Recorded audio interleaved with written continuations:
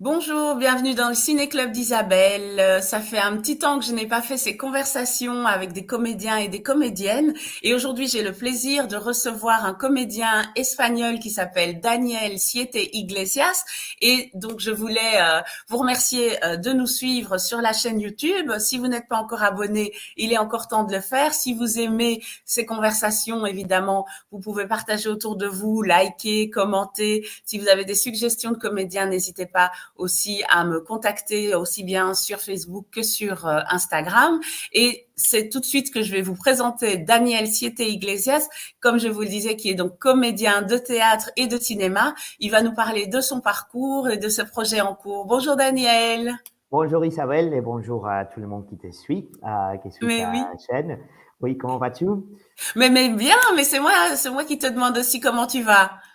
Ça va bien, merci. Oui, ça va très bien. Je suis content Merci d'être d'avoir ici.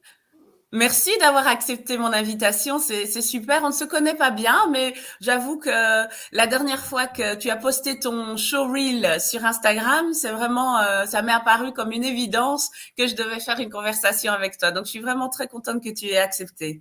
Ah, merci, c'est moi qui est content, merci beaucoup. Oui. Alors, je t'ai proposé de faire l'interview en français ou en espagnol. Tu as choisi le français, mais évidemment, bon, je sais que tu es parfait trilingue, hein, et d'ailleurs, on va en parler. Mais s'il y a des mots que tu ne trouves pas, n'hésite pas à les dire en espagnol. On est à la maison, voilà. Donc, on va Perfecto. commencer tout de suite. Perfecto. Donc, tu vas nous parler un petit peu de ton parcours. Comment as-tu commencé le métier d'acteur? Donc, j'ai lu dans ta biographie que donc tu es de Madrid, mais tu as fait avant cela des études que tu appelles Humanities. Donc, c'est des études de sciences sociales, j'imagine? Oui, c'était un petit peu philosophie, un petit peu d'histoire, un petit peu d'histoire de l'art. D'abord, quand je devais choisir mes études, je ne savais pas trop, jamais trop des choses. Du coup, je me suis dit que cette carrière pourrait être très bien. Mais quand j'ai commencé l'université, j'ai commencé à faire du théâtre dans un troupe de théâtre universitaire. Et du coup, c'était ça que je me suis dit que j'aimais le plus. Du coup, quand j'ai fini à Salamanque, mes études là-bas, j'ai rentré à Madrid et là-bas, j'ai commencé à faire mes études d'art dramatique. Très bien. Et donc, comment t'es venue l'envie de devenir professionnel, justement? Parce que c'est pas évident comme choix. C'est vrai, c'est vrai. Et pour moi, c'était la passion. C'était vraiment les choses que j'aimais le plus. Et je me suis dit que il faudrait que ma métier soit les choses que j'aime faire le plus. Donc, pour moi, c'était une évidence, en fait. Il n'y avait rien que j'aimais plus que ça. Donc, je voulais que toute mon énergie soit dans ma métier. Donc, pour moi, c'est une évidence. Oui. Super. Et donc, du coup, comment peux-tu nous expliquer le parcours justement d'un jeune qui décide de devenir comédien? Comment as-tu fait après tes études ou pendant peut-être tes études? As-tu pu déjà faire des castings ou faire des projets avec des amis? Donc moi, j'ai pas fait des castings pendant que j'ai fait mes études d'informatique. Aussi, c'était conseillé un peu dans l'école. Bah, ils disaient pas que il fallait pas faire, mais surtout d'être concentré dans les études. Et puis, on aura toute la vie après pour faire des castings, etc.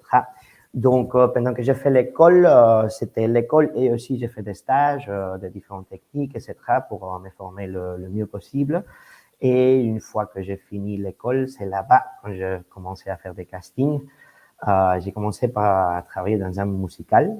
Ça Une comédie c'était, musicale, oui. oui, c'était la première chose que je fais en tant que professionnel. Et voilà, c'était Et génial parce que que gardes-tu? C'était quoi comme comédie musicale et que gardes-tu comme souvenir de ce projet? c'était Antigona, mais pour des enfants, mais fait théâtre musical. C'était aussi comme comédie musicale. Et pour moi, c'était génial parce que à l'école, on faisait toujours Tchekhov ou des trucs, je sais pas, Arthur Miller, etc. Tout était très, très intériorisé, psychologique, etc., ce qui était génial. Mais depuis 3 ans d'école, c'était aussi très chouette de jouer un truc qui avait rien à voir et de ne pas être deux, trois ou quatre sur scène, mais vent sur scène et d'être dans un truc énorme. On a fait aussi on a une tournée aussi en Espagne, donc c'était génial aussi d'avoir cette expérience et ce grand changement entre les choses on faisait dans l'école et dans le musical. Mais en fait, moi, je chante pas spécialement bien, ni danse pas spécialement bien.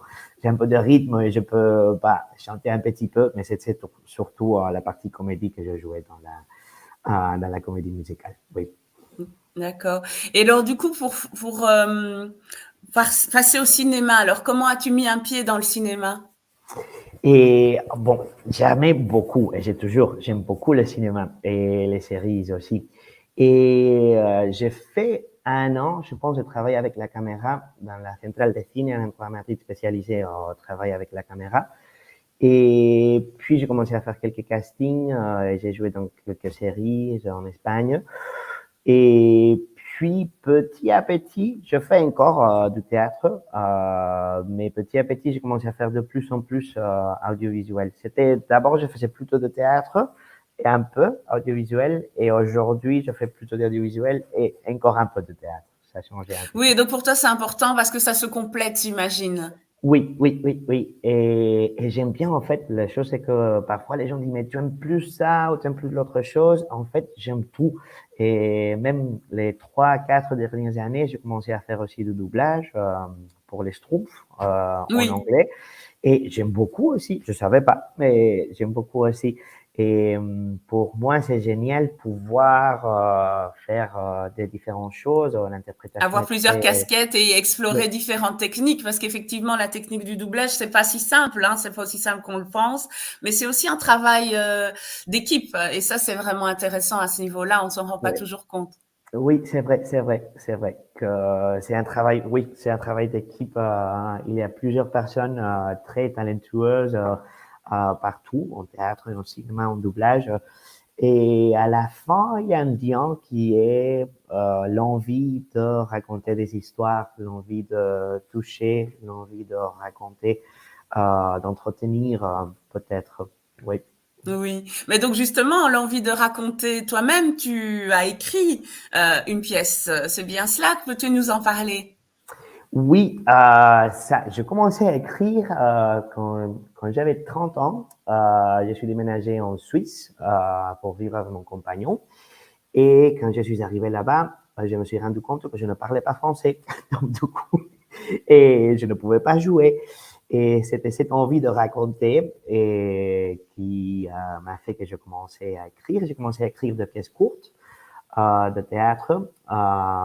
Il était très à la mode dans ces moments-là, microteatro, à Madrid et bon, dans le monde hispanophone, des pièces courtes de 15 minutes.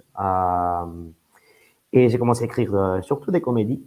Et j'ai eu la chance d'être représenté à Madrid, ou à Almeria, à Sevilla, à Malaga, et puis aussi au Mexique.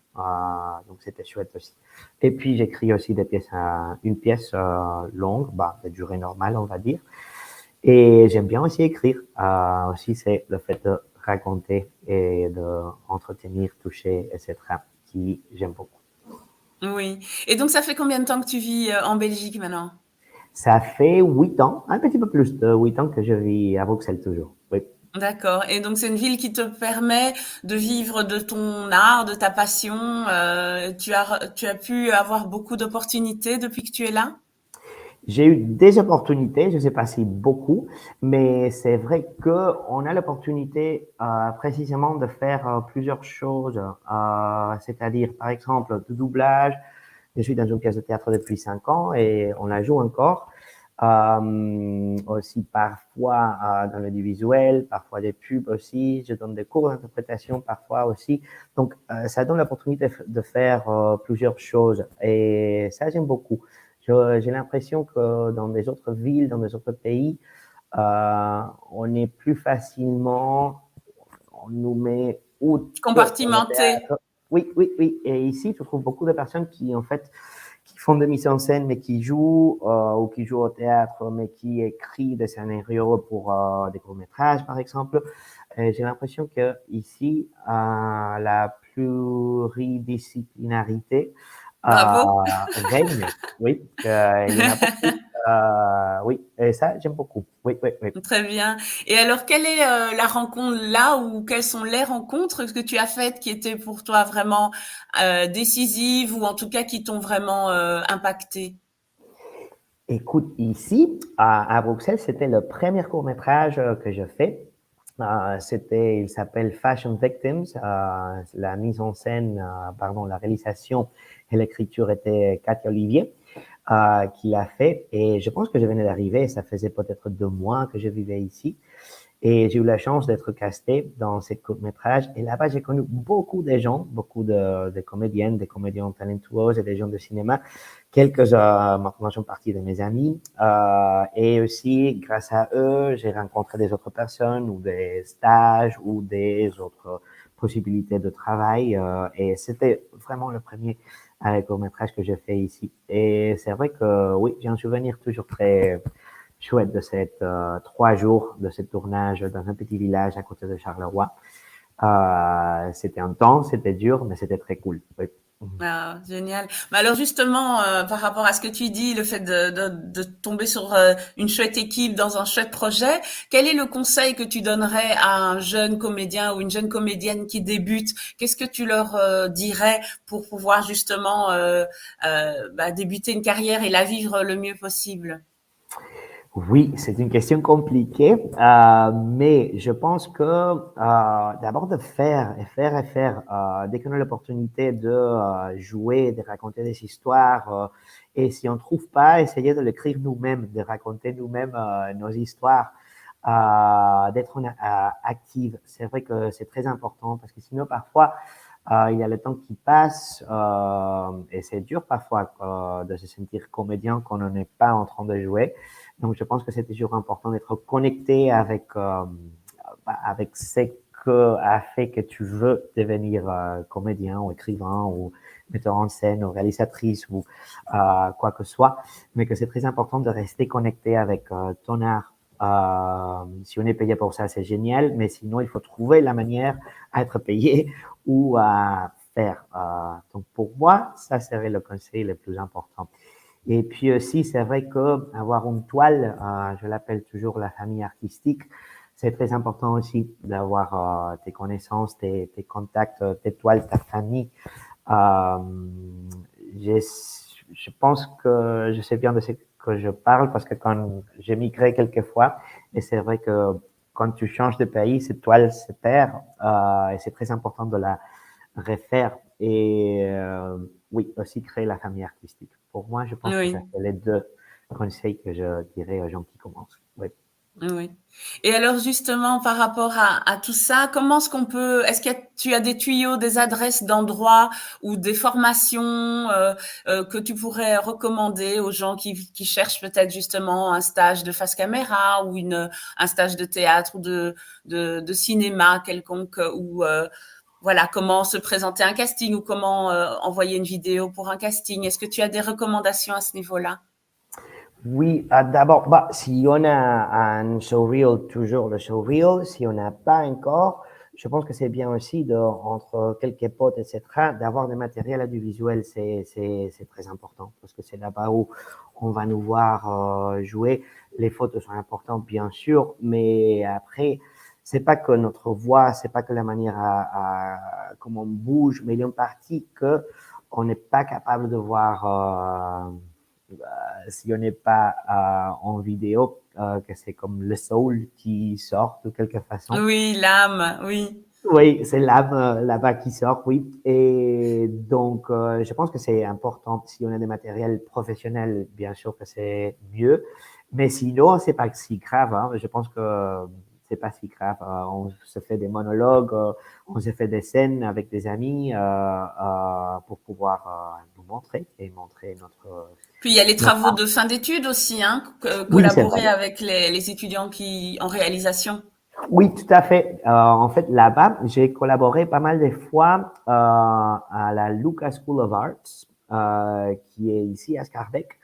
Et là-bas, il y avait, mais ça, c'est dommage parce que ça finit parce que Neil, le prof, il est à la retraite maintenant, mais il faisait, c'était très bien avec les élèves de dernière année, eux, pour qu'ils apprennent ces élèves à faire des castings. C'était un groupe de comédiens, comédiennes, et les élèves faisaient les castings, et puis ils faisaient ces courts-métrages avec eux. Et puis, je pense que aussi à la Luca, pour les élèves du master, c'était Maïka Nouville, une comédienne très forte, c'était très sympa, by the way, qui organisait aussi comme quelques jours de stage aussi pour que les élèves apprennent à diriger un peu les comédiens, etc., et tester ces histoires, même s'ils sont pas encore écrites, mais pour faire des impros, etc. Et là-bas, c'était que 2 jours, je pense, mais j'ai eu de la chance et je pense qu'il y avait 4 réalisatrices, réalisateurs qui m'ont engagé pour faire des courts-métrages avec eux. Donc ça, c'est très intéressant aussi de collaborer avec les gens des écoles. Ils ont beaucoup de passion pour ce qu'ils font et d'envie. Et c'est génial. Et aussi, ils sont très ouverts par rapport à des gens avec un accent, comme moi, par exemple. Parfois, dans le monde professionnel, ils ont un peu plus, je sais pas, une personne avec un accent, je sais pas. Les gens, je les adore, ils ont aucun problème. Si dans le scénario, il s'appelait Pierre, il dit bon, on l'appelle Pedro. Fin de problème. Oui. Ben, c'est Et rassurant ça, oui. oui, Et tout à alors fait. du coup, toi, tu préfères jouer dans quelle langue? J'imagine que tu prends du plaisir dans les trois, mais est-ce qu'il y a une langue dans laquelle tu sens que tu peux transmettre beaucoup plus tes émotions? Je sais pas, j'aime beaucoup dans les trois langues, hein. En fait, j'aime beaucoup. Et c'est particulier aussi parce que ça dépend des langues.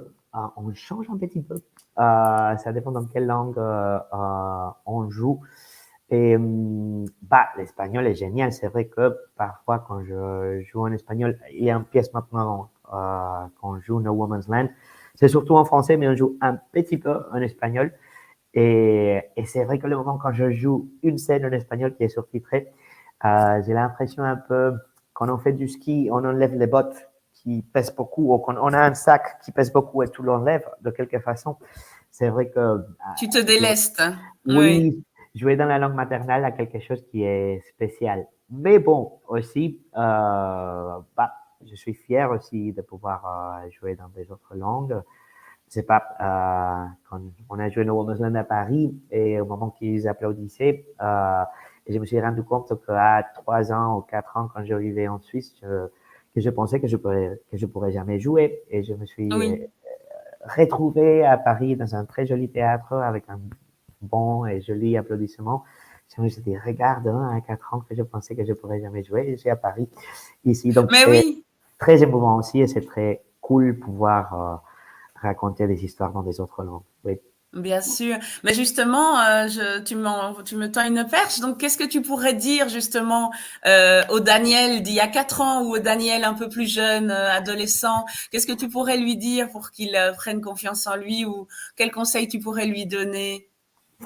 Je dirais patience parce que avec le temps, même si peut-être on peut avoir parfois l'impression que ta vie ou ta carrière est comme fragmentée, euh, surtout pour l'immigration, pour différentes choses, à la fin, toutes les choses qu'on a fait, ils ont un cible et il y aura un moment que tu dis ah mais oui ça c'est parfait pour moi parce que c'est un personnage par exemple qui parle dans 2 langues ou dans 3 langues et puis toutes les choses même si on a eu des difficultés après c'est des outils donc ces problèmes qu'on a eu peuvent devenir des outils des armes pour le futur. Oui. Et donc pour revenir à la langue espagnole, je t'ai vu récemment dans En los márgenes de Juan Diego Mm-hmm. Botto, où tu es dans Oui, une scène avec Luis Tossard. Donc c'est génial oui, parce que non seulement, bon pour les gens en Belgique et en France, ils sont pas très connus, mais en Espagne ce sont des immenses stars. Et donc oui. c'est super pour toi de d'avoir pu avoir cette scène dans le bar avec Luis Tossard. Tu aurais pu être dans une scène avec d'autres comédiens. Tu aurais pu être avec Penélope Cruz aussi, mais Louis Tossard, c'est déjà génial. Alors, j'ai Geronimo, que je salue, qui pose une question. pour Daniel, il dit, est-ce que jouer dans 3 langues permet de garder la même intensité d'interprétation? Tu as un petit peu répondu quand même à cette question, mais je te la pose quand même. Oui, je pense que oui. Par contre, c'est vrai que parfois je fais ça comme un trick. Si je n'utiliserai pas ces mots exactement, par exemple en français, je me dis à moi-même comment est-ce que je le dirais en espagnol. Et là, tu connectes avec ton sentiment plus Ton organique. pouvoir. Mhm. Ouais, et puis je lance en français. Mais parfois, j'ai besoin de d'abord faire comme le parcours, on va dire, dans ma langue maternelle, et puis je le lance en français après. Oui, moi c'est intéressant. Ben, Geronimo, merci beaucoup pour ta question. Et si vous avez d'autres questions, n'hésitez pas à nous les poser. Daniel, tu as un site internet hein, qui s'appelle Mhm. danielsieteiglesias.com. Et donc là, on peut vraiment avoir accès à tout ton CV et on peut te contacter. Il y a un formulaire de contact parce que tu disais que tu donnes aussi parfois des cours d'acting, mais on peut aussi te poser des questions ou on peut tout simplement te contacter pour l'un ou l'autre projet, j'imagine. Oui, oui. As-tu envie d'ajouter quelque chose? Juste avant, j'avais quand même cette question que j'aime bien poser à tout le monde. Qui t'inspire? Y a-t-il une personne ou y a-t-il une personne que ce soit dans le milieu artistique, mais aussi dans la vie réelle, qui t'inspire particulièrement? Pour moi, ça m'inspire surtout les gens qui ont envie de changer ou d'améliorer le monde, que ce soit dans le milieu artistique ou dans des autres milieux. Et ça, pour moi, c'est le truc le plus touchant, des gens qui ont vraiment envie et passion que on est dans un endroit mieux et un petit peu plus beau quand même. Donc, il y a Oui. beaucoup de personnes qui m'inspirent et beaucoup des histoires qui m'inspirent. Et oui. Très bien. Ben, merci beaucoup. Daniel, as-tu envie d'ajouter quelque chose? Oui, je voudrais ajouter, dire que un 35% de la population à Bruxelles est d'origine étrangère, un 37% à Londres, 36% à New York, 33% à Los Angeles, 21% à Paris, 24% à Madrid. Et je me demande, les étrangers, les gens avec un accent, dans le milieu audiovisuel, dans le théâtre, où sommes-nous?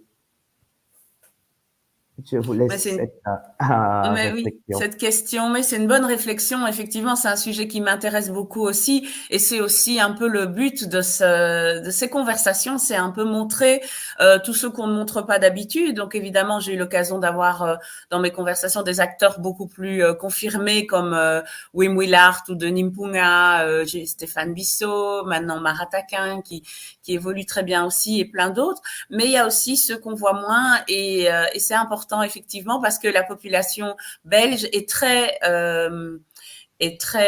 diverse, et c'est vrai que c'est important qu'elle soit plus visible à la télé, au cinéma, à la radio, même dans des nouvelles radiophoniques. Donc voilà, mais en tout cas, c'est très bien, Daniel, d'avoir mis ça en évidence. Ben, on va se quitter là-dessus, et je vous remercie en tout cas de nous avoir suivis. Encore une fois, n'hésitez pas à commenter, à liker, à vous abonner à la chaîne. Je reviendrai la semaine prochaine, si tout va bien, avec un nouvel invité. Daniel, je te remercie encore une fois pour ta gentillesse, ta disponibilité, et je te souhaite vraiment le meilleur, comme on dit en espagnol, mucha suerte con todos tus proyectos y tu carrera, y no dudes en mandarnos tus proyectos futuros. Donc, n'hésite pas à nous envoyer les liens de tes prochains projets, et comme ça, on peut les communiquer. Merci beaucoup à toi Isabelle, c'était un plaisir. Mais oui, Et également partagé. Au revoir à tous et à très bientôt. Au revoir.